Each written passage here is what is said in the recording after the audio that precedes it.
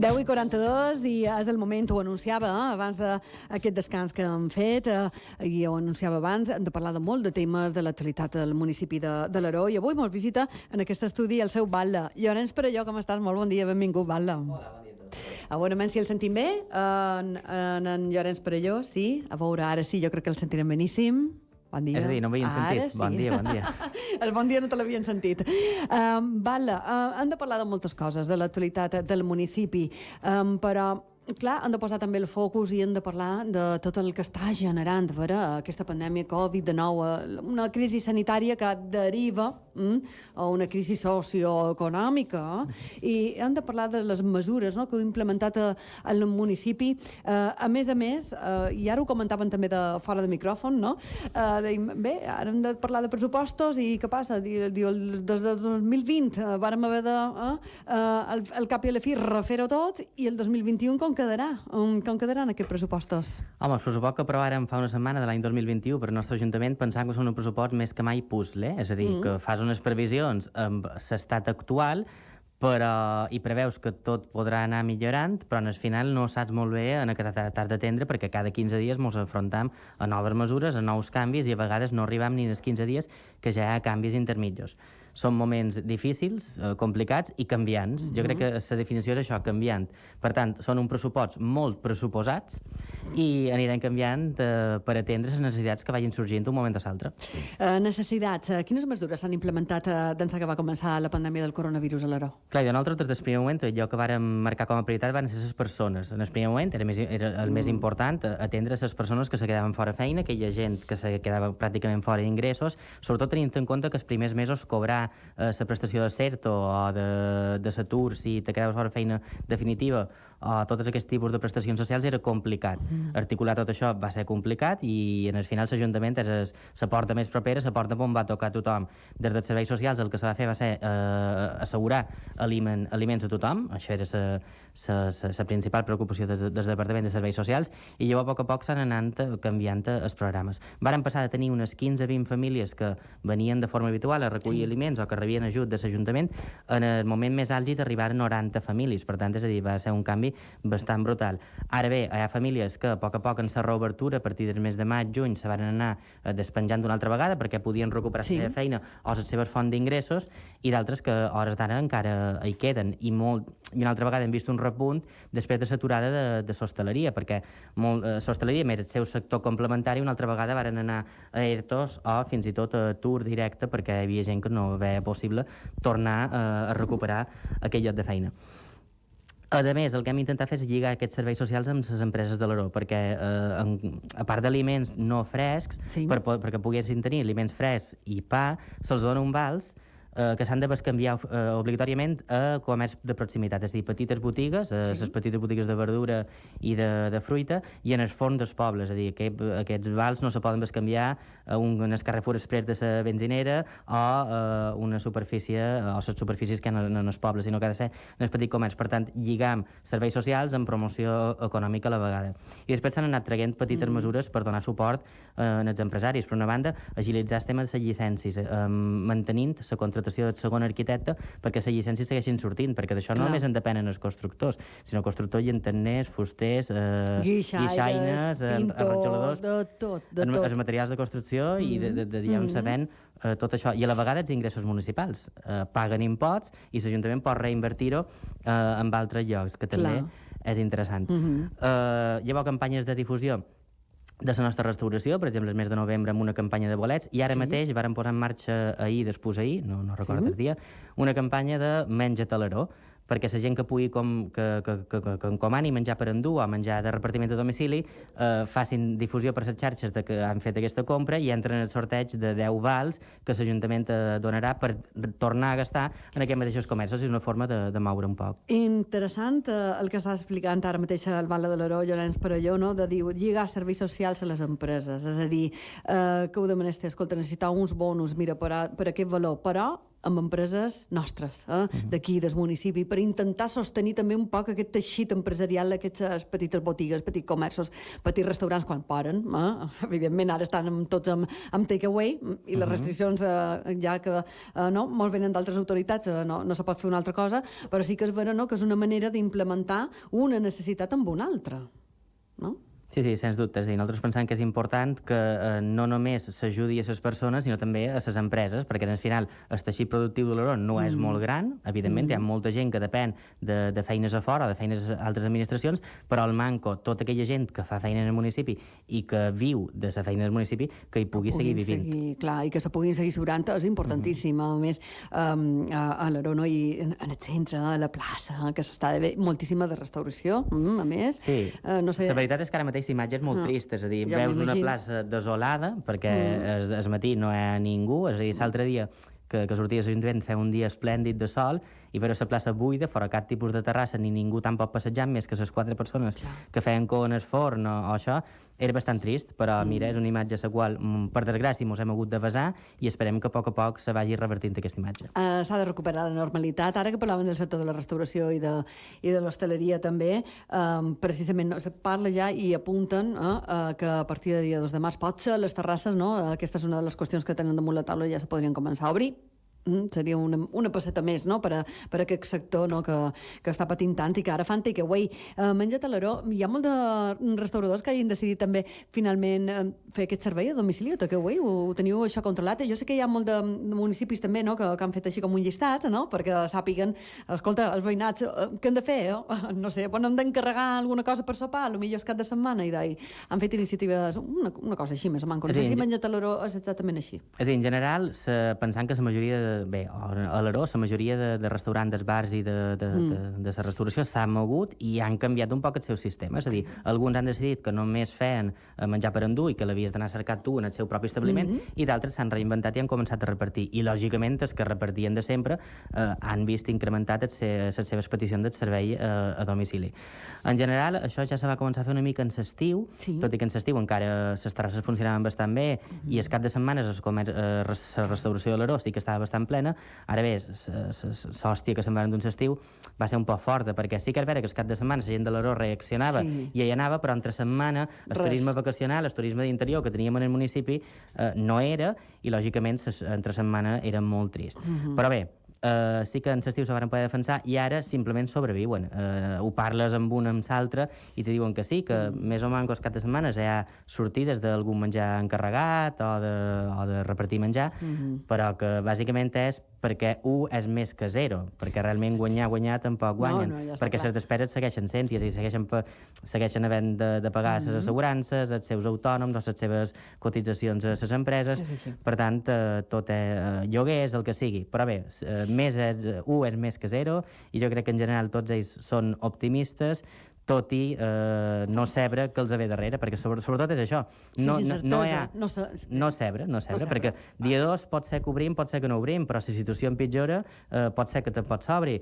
I si no hi ha temporada tornarà a ser un any molt complicat i en el cas de l'Oró pensam que hi haurà comerços que començaran a fer fallida i que no podran seguir si això no millora. I esperem que millori, que és el que desitgen tot. Ara veurem si arriben les vacunes, que aquesta és una qüestió també fonamental, perquè estan arribant, així com estan arribant, a comptagotes.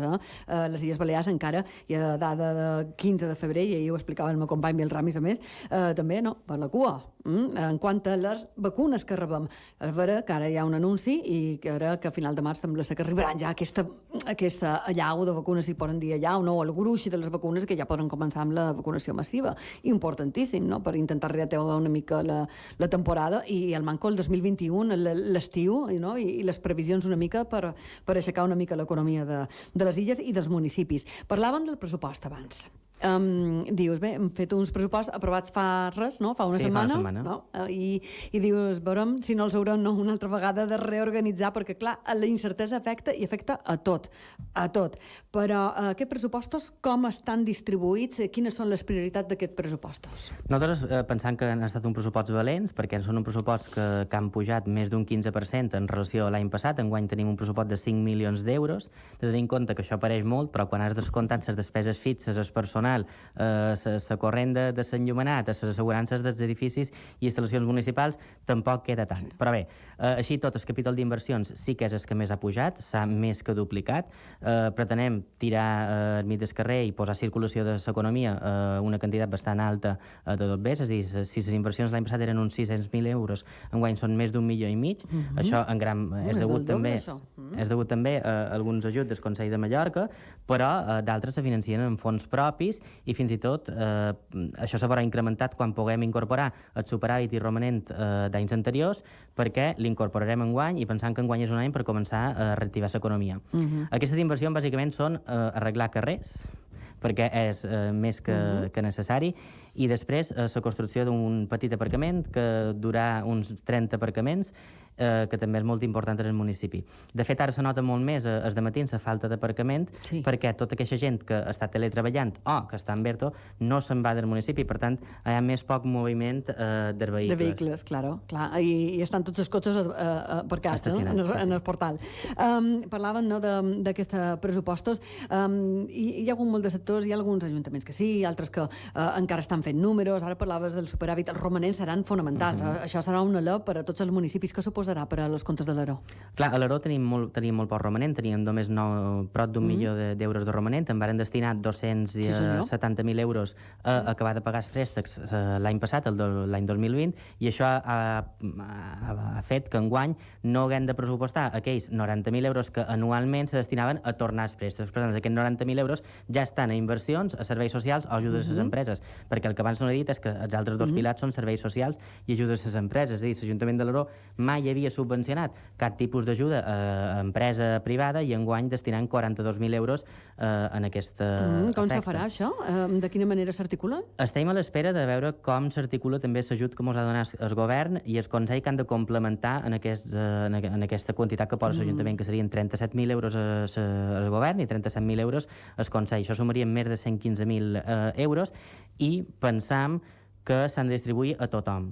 És a dir, que han de tenir accés qualsevol sector que s'hagi vist afectat per la pandèmia, que pràcticament són tots, perquè qui més qui manco, o bé se li ha reduït l'aforament, o se li han reduït les vendes, o tal. Perquè no només són aquells que han tancats. Per exemple, l'altre dia parlant amb els forns del nostre municipi han vist les seves vendes baixades de forma exponencial, perquè el cap de setmana si fes una celebració, un aniversari, una festa, encomanaves una encimada, una coca, el que sigui. I això se n'ha anat. És vera que les vendes de pa han pujat, però els productes on hi tenen un guany un poc més alt han baixat, no, és que pràcticament han desaparegut. És a dir, ara si un cap de setmana sou els 4 de la família, no comanes una coca ni una encimada, i entès. Fas tu un postre perquè a més tens molt de temps. Efectivament, i te fiques dins la cuina. És així, no?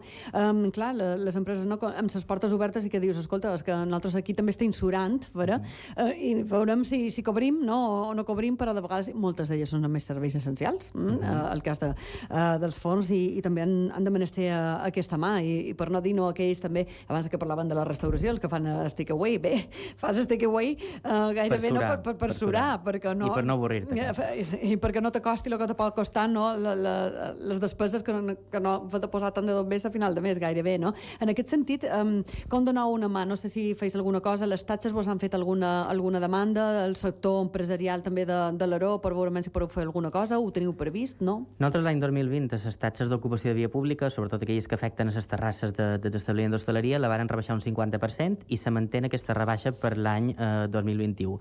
El tema de les taxes de fens, com que s'ameriten dia 1 de gener i, a més, en principi no se poden retallar per mort de la llei d'hisendes locals, el que se farà és compensar-ho amb aquestes ajudes econòmiques. És a dir, les ajudes preveuen que a tots aquests negocis se'ls donarà el manco més que la seva taxa de fens. Per tant, sí que és vera que l'hauran de pagar a final d'any, perquè nosaltres el cobram per octubre, però se compensaran amb aquests ajuts. I fins i tot el que se té previst és, si durant l'any segueix estem anant malament i, per tant, l'Ajuntament no pot dur a terme festes, fires, el que sigui, aquestes partides se podrien redirigir a donar més suport a les empreses, i això és intenció de l'Ajuntament, perquè sí que és vera que s'han pressupostat fires i festes amb un coeficient més baix, és a dir, s'ha baixat aquestes partides, però s'han mantingut unes partides reservades per si hi ha possibilitat de fer alguna cosa, també poder donar també un alè en el sector cultural, el sector de l'espectacle, que se dedica a tot això per una banda, i per altra també que la gent del municipi pugui tenir un petit espai d'esbarjo, ja se veurà en quines condicions i si se pot dur a terme o no. Això és importantíssim, perquè clar, tot va canviant, i com està explicant ara mateix en Llorenç Perelló, que és el Val de l'Aró,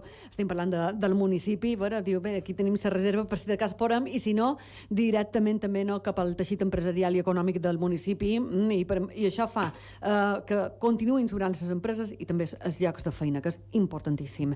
Han de parlar d'altres qüestions, hem parlat de pressupostos, hem parlat de taxes, hem parlat molt de números, però bé, a mi m'agradaria saber també d'altres projectes que teniu en marxa, i m'agradaria parlar del centre de dia, que és una qüestió també que està més apuntada en aquesta legislatura, i quina és la situació d'aquest projecte? És a dir, és un projecte que s'ha vist bastant afectat per mort dels problemes econòmics de la pandèmia, i el que sí que s'ha de dir és que la idea és, durant enguany, poder començar a edificar l'edifici amb aquest romanent i superàvit, i després ja poder, dins l'any d'enguany, arribar a bon port a les converses en la Conselleria de Serveis Socials, perquè dins pressupost de l'any 2022 puguin ja el que és muntar l'interior, que això sí que en principi és una competència de la Conselleria. Per tant, l'idea és enguany poder arrencar o poder adjudicar el projecte de construcció de l'edifici, i que l'any que ve la Conselleria el pogués rematar pel que fa a l'interior. I això se finançaria totalment en superàvit i en romanent, perquè en el pressupost d'enguany no hi ha hagut disponibilitat, però ja que tenim aquests doblers guardats que han sobrat de coses no executades l'any passat i d'altres de romanent que se venen arrossegant d'anys i anys, per què no invertir-los en un projecte en el qual tot el poble està d'acord? I precisament ara parlant del centre de dia, el que suposarà més per al municipi de l'Aró, aquest projecte, com és el centre de dia nou, i a més, i ara en parlaven, i me venia al cap, quan parlant de la recuperació, parlant de 2021, ara me parlaves dels romanents, i del 2022 m'agradaria inclús posar la vista una mica més enllà, perquè evidentment són molts arguments, i les veus d'experts, que ja estan apuntant, bé, el 2021 no surarem a veurem de quina manera, però si hem de parlar de recuperació vertadera, hem de mirar una mica més enllà cap al 2022. La flexibilització dels romanents són per enguany, per al 2021. Per al 2022 serien necessaris també per precisament fer front a aquesta recuperació econòmica? Home, jo penso que sí, és a dir, si mos tornen a posar regles fiscals que marquin un límit de despesa a cada ajuntament, tornarem a tenir problemes. Nosaltres, per exemple, en el pressupost de l'any passat vàrem partir que quan se varen fer els números a principi d'any havien de deixar sí o sí fora gastar amb una partida tancada que no s'havia de gastar 300.000 euros. En 300.000 euros pots arreglar 2 carrers, pots començar a construir el centre de dia, pots contratar gent per tenir el poble més net, pots ajudar les empreses, pots ajudar a les famílies, pots fer 1.000 coses, però estaves obligat i destinat en aquests 300.000 euros a guardar-los dins el calaix. Aquests 300.000 euros, lògicament, els atendrem enguany per mort de la flexibilització d'aquestes regles, però si l'any que ve ens tornen a caure damunt aquesta llosa, arribarà que molt de projectes quedaran una altra vegada estancats i aturats. Per això enguany és un any per espitjar, per donar-li canya i per treure tots els projectes que puguis, i sobretot demanar en el govern de l'Estat que de cara al 2022 segueixin en les regles fiscals aturades, perquè si no...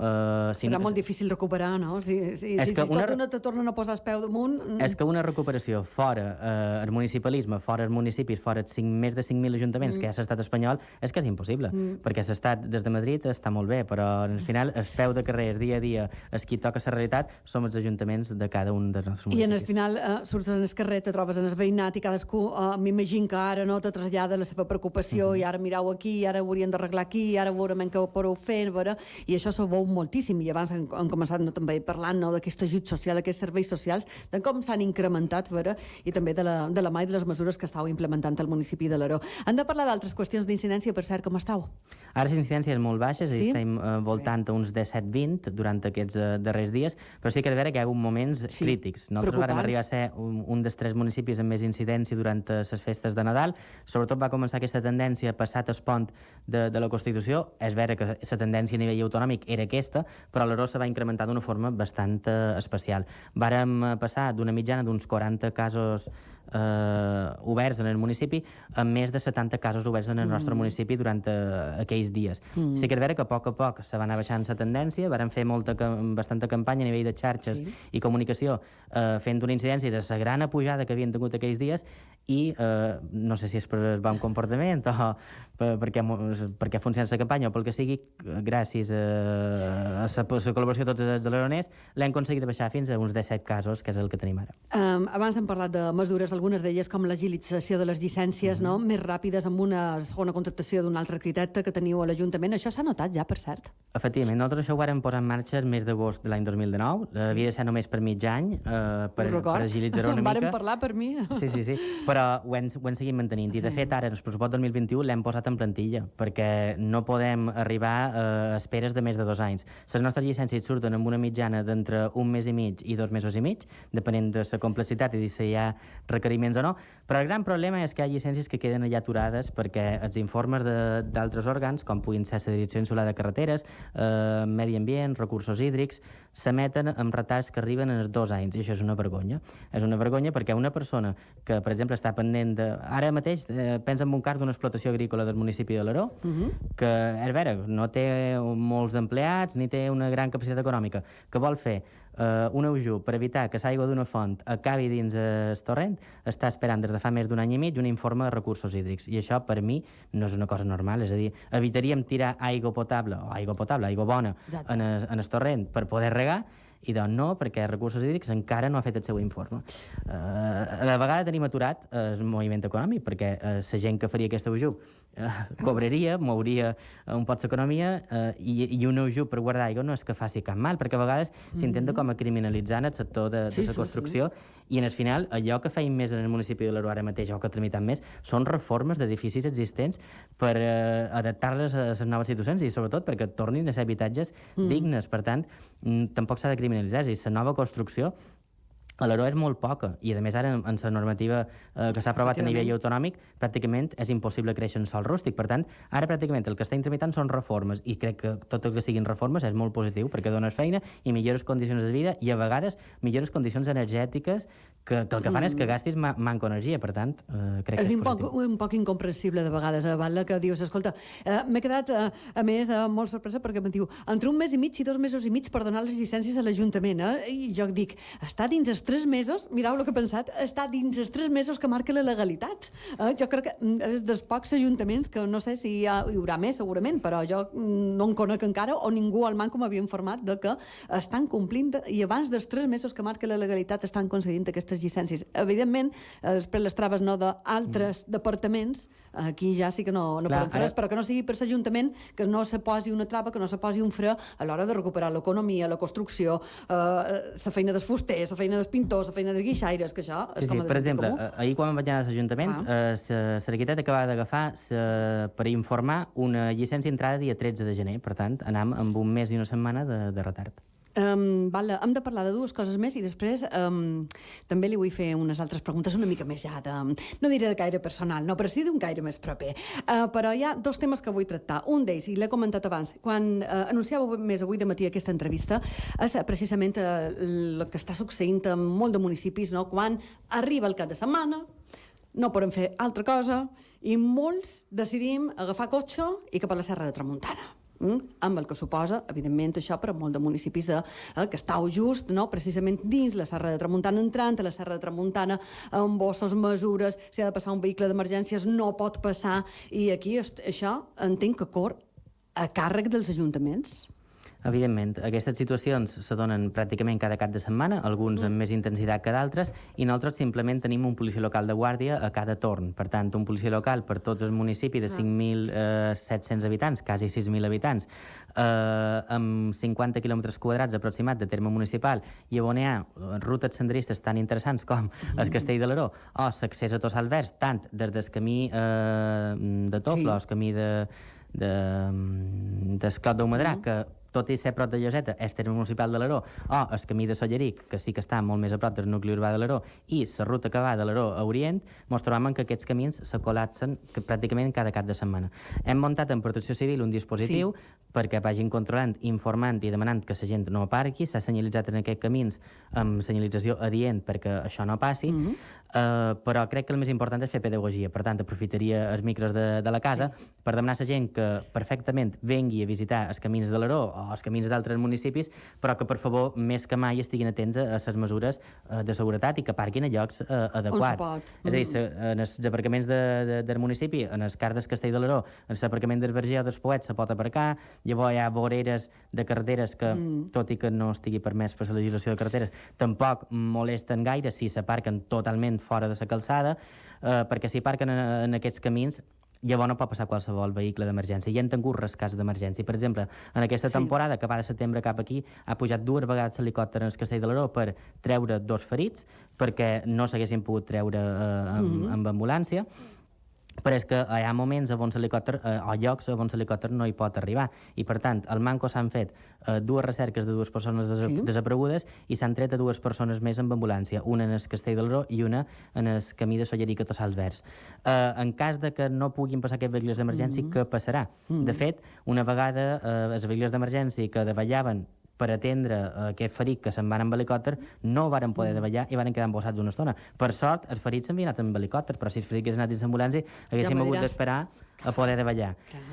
Per tant, no només és perquè no ens donin la gana que s'aparqui, sinó que pot dur problemes de seguretat. A la vegada, tots aquests camins tenen veïnats que o hi viuen o tenen una finca per cuidar-la.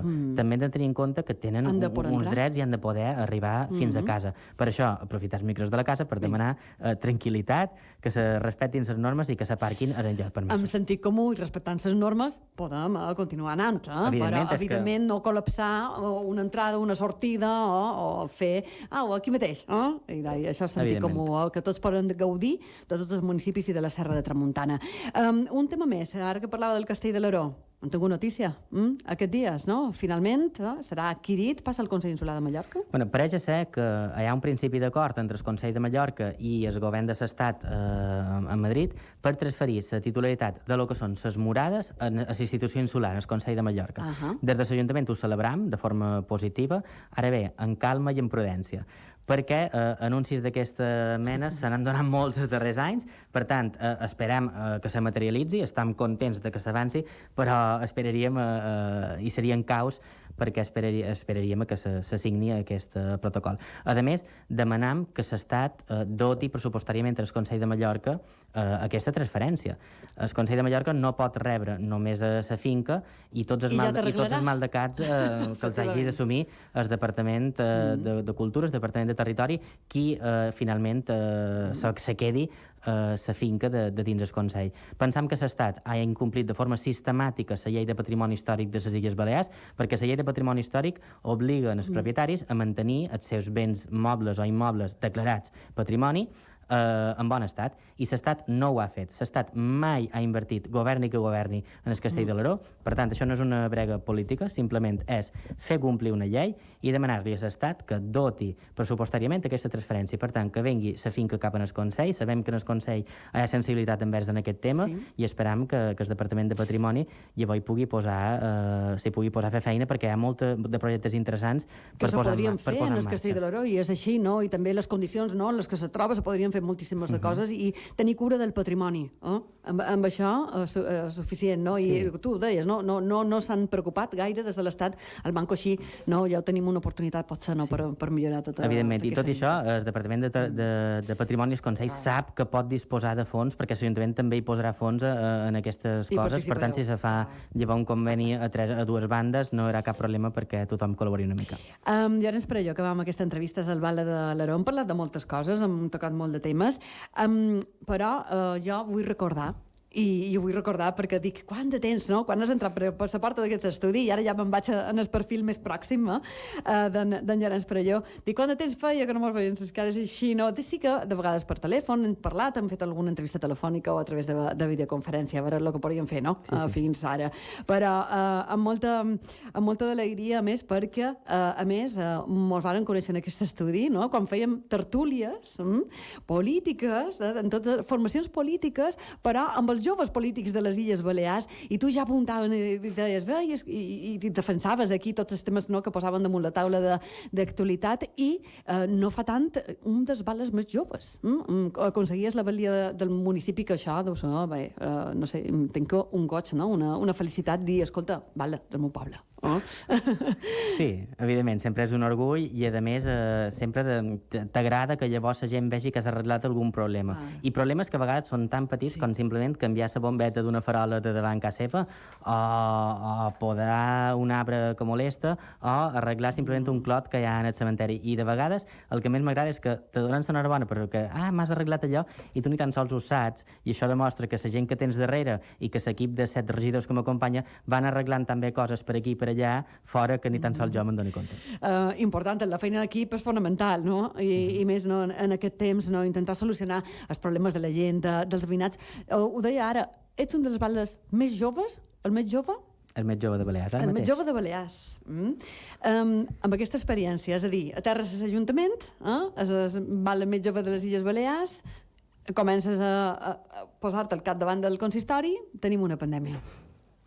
Sí, evidentment, és a dir, jo ara enguany, el mes de juny del 2021, farà 10 anys que som dins l'Ajuntament, vaig estar 4 anys a l'equip de govern, 4 anys a l'oposició, i ara fa un any i mig, quasi 2, que assumeix la responsabilitat de la batllia, i la veritat és que les altres responsabilitats els havies assumit d'una forma bastant diferent. Primer, perquè no ets el màxim responsable, però tampoc hi havia aquesta situació tan caòtica a nivell global.